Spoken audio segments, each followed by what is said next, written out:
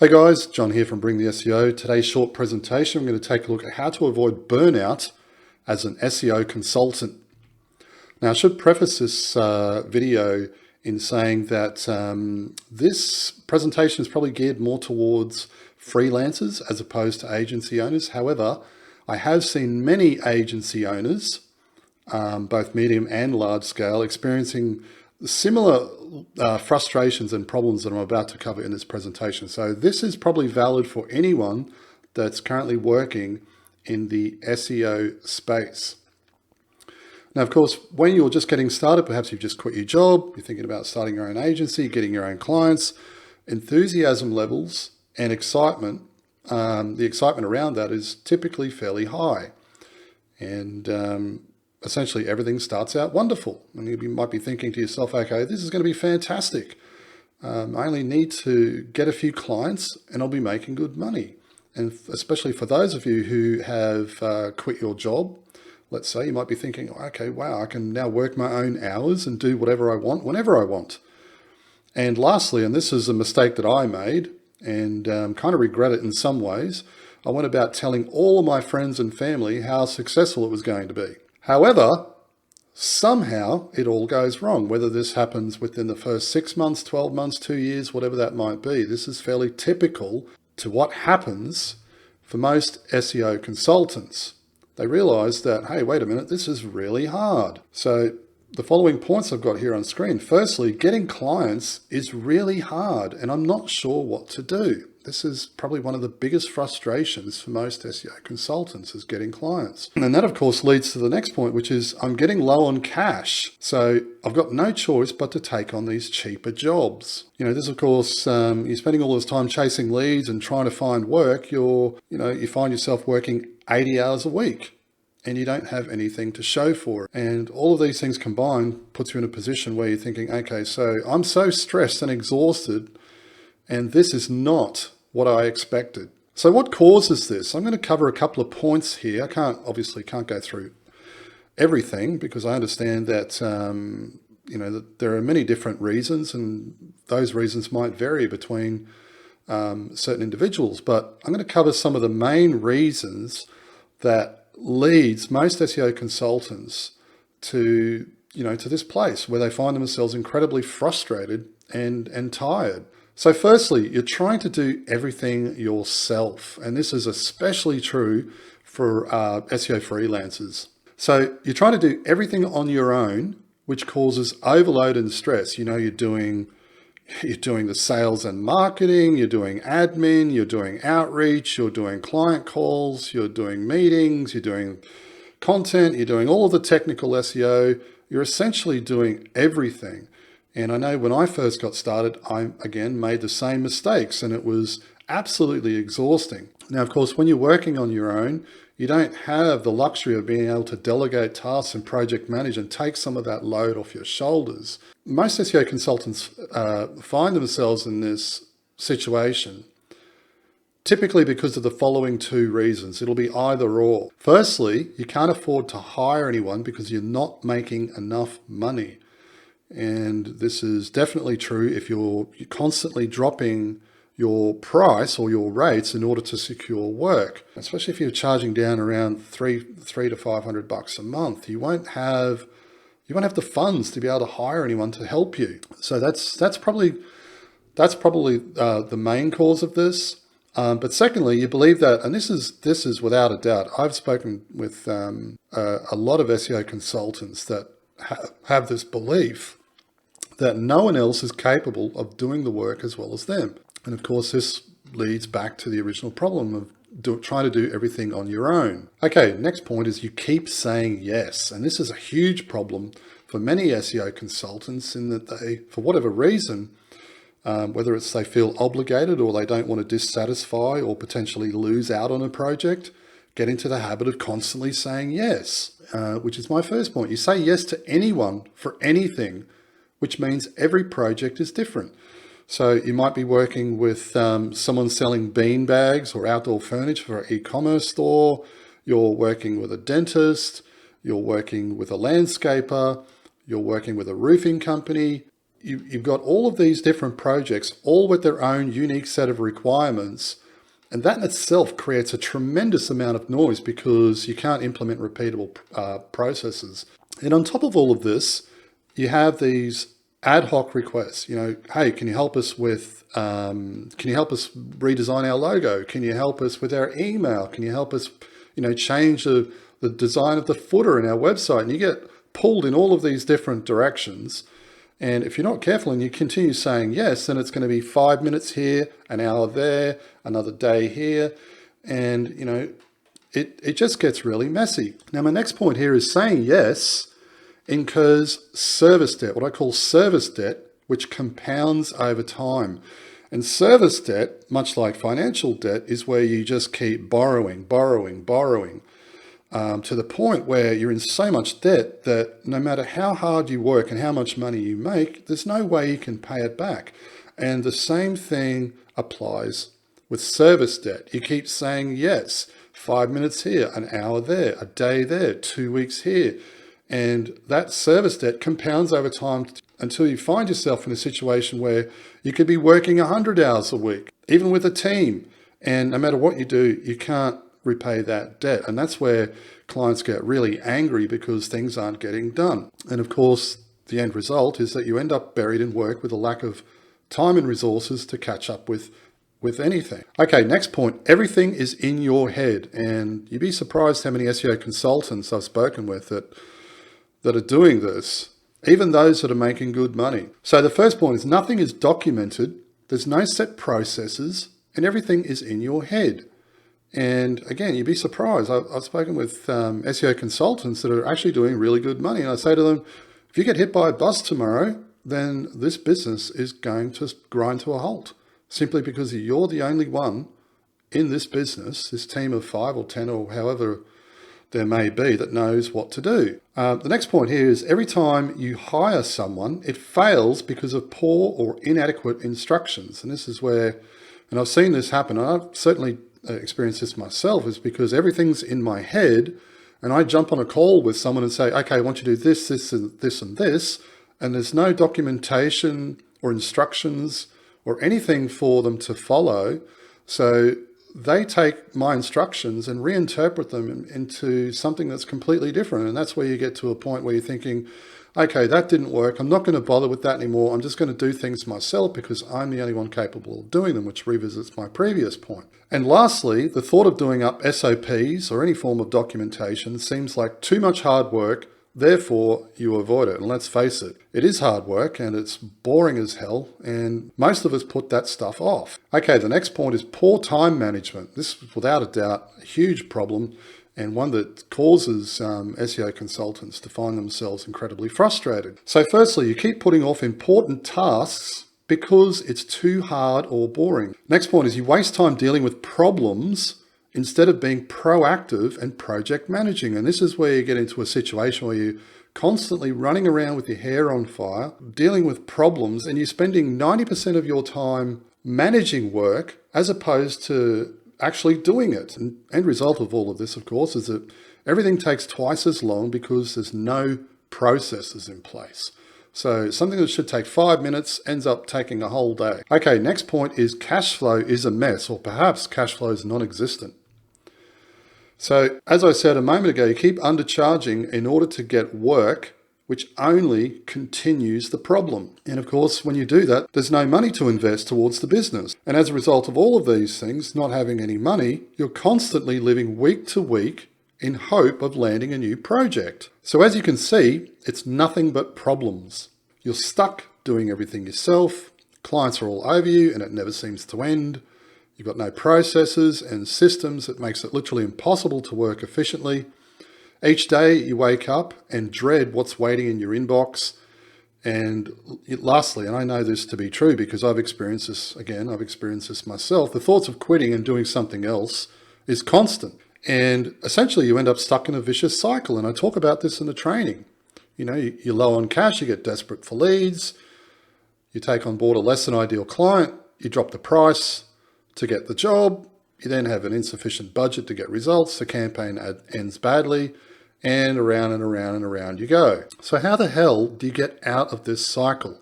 I'm going to share with you 5 key points that must be applied in order to get out of this mess. Point 1, fix your positioning. So what the hell does that mean?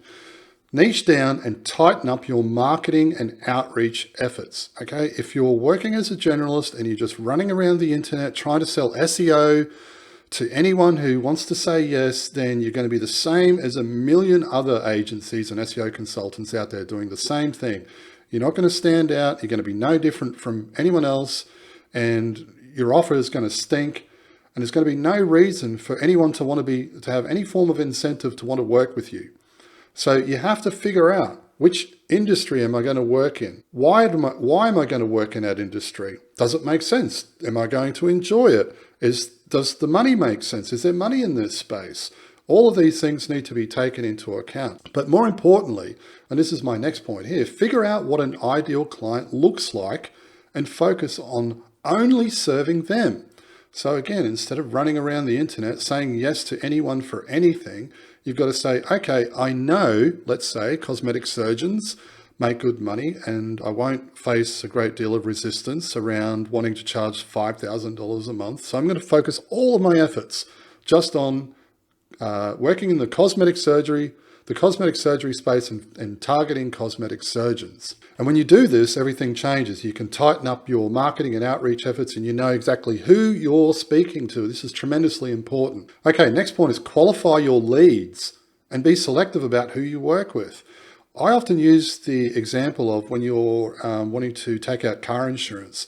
You can't just call up the first company and pay some money and you're done. It doesn't work like that. They'll run you through a series of questions in order to determine what sort of car you have, what your driving history is like, how old you are, where the car is stored, if you've got, a car alarm. All of these things are taken into account. And these questions are asked for a reason, because I want to make sure that you're a suitable candidate. The same thing should apply with prospects. You should be running them through a series of questions in order to determine as to whether or not they're going to be a good fit. And lastly, and this ties in with my first few points, stop operating as a generalist and taking on projects with different requirements. All right, number 2, increase your rates. Now, I know what you're thinking, okay, that's easy to say, John, just up your rates and everything will be cupcakes and candy canes, but hear me out. There's more to it than that. Firstly, increase your rates so that you can hire and build a team. Again, if you're trying to operate at $500 a month, you're not going to have the money towards hiring people that are truly talented. You might be able to offshore stuff to the Philippines, but a lot of that stuff is going to be garbage, and long term it won't work. Next point here is stop offering discounts. This is a big one. Stop offering discounts. And I see a lot of SEO consultants doing this. They're offering discounts to prospects before they've even asked for them, which doesn't make any sense. Reducing your rates, of course, okay, well, I felt for them, they're struggling, it's a recession, whatever the excuse might be, so I reduce my rates. Don't do that. And lastly, accommodating different payment terms. And this is where, I see SEO consultants doing this all the time.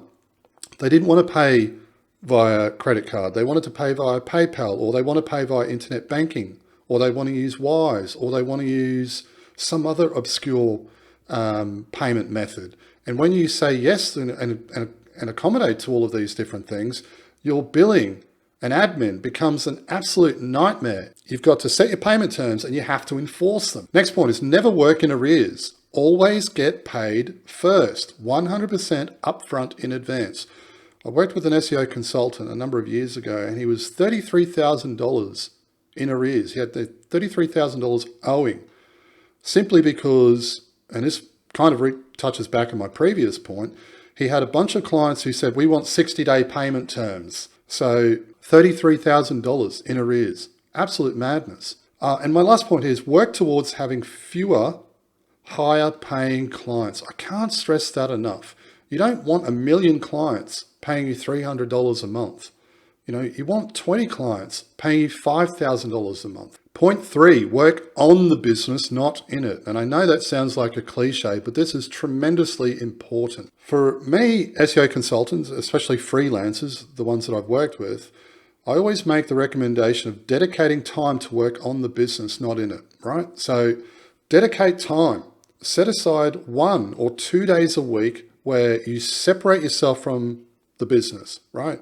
You turn your phone off, you're not answering emails, you leave the office, you do whatever you can to insulate yourself from any of that noise so that you can focus on one particular area of the business. Okay, this is causing problems. I need to focus on fixing this, building out processes, implementing checklists, whatever that might be. You need to dedicate time to do that without all of the interruptions. The next point, focus on the high priority things first that are obviously broken, right? So if you've got a problem getting leads, focus on that.